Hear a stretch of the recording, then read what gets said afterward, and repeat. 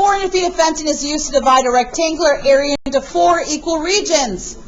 Express the combined regions of all 4. We decide what X and Y and where they belong. So I'm going to choose to say that the length is X. So please make an X in all 6 of these lengths. They're equal lengths. The width is going to be my Y, and don't forget the middle ones. Okay, so part 1, express the combined area. So, and it's express the area as a function. So you need to do A of X in order to get it right. Now as I start this, I'm just going to look at the area of one of these 4 regions. So this is a rectangle, length times width would be X times Y. Now this combined area would be all 4 of these. So I'm going to put a 4 in front. Turn to your partner. Why, if I stop now, would I not get full points? You have 5 seconds, go. This says that my function can only include an X. So I need to replace the Y with what Y is equivalent to. Now I haven't done anything yet. What I know is that we have 400 feet of fencing. We don't want to use the word perimeter because it's going to include the inside as well as we create this. So 400 is going to include 1, 2, 3, 4, 5, 6. This is going to include 6 X's, and it's going to include 6 Y's. I'm going to isolate the Y. Do not worry about reducing this right now. That's not going to impact your final answers below. So I'm going to divide by 6, and this is what Y equals. Y equals 400 subtract 6X over 6. I'm going to go to the region where there was a Y, and I'm going to replace it with what Y is equivalent to. This is what I want to see for number 1. I want to see the progression of that. If you only gave me this equation and I don't see your thought process, you're not receiving those points. Next, we come up with the domain. Please do second plus 712. Second plus 712. Go up to Y equals. I have 4X, and then remember, this parentheses, I'm going to put additional parentheses around the numerator. 400 subtract 6X divided by 6. Go to Windows, and we know that X represents this length.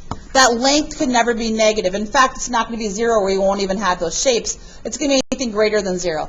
A lot of students say, like, I don't know what to make the X maximum to. So let's leave it at 10 right now, and then let's adjust it. So let's do zoom fit. We want to see this entire shape. So I can see this parabola beginning, but obviously I can't see where the next 0 is. So let's come back and let's make this, I'm going to try a larger number like 50, and then do zoom fit. 50 is not large enough. I'm going to go out to 75. That works. So how do I determine the domain? I'm just going to verify that yes, 0 is one of them. So 0 is one of the zeros or x-intercepts. What is this x-intercept? Well, second, calculate 0.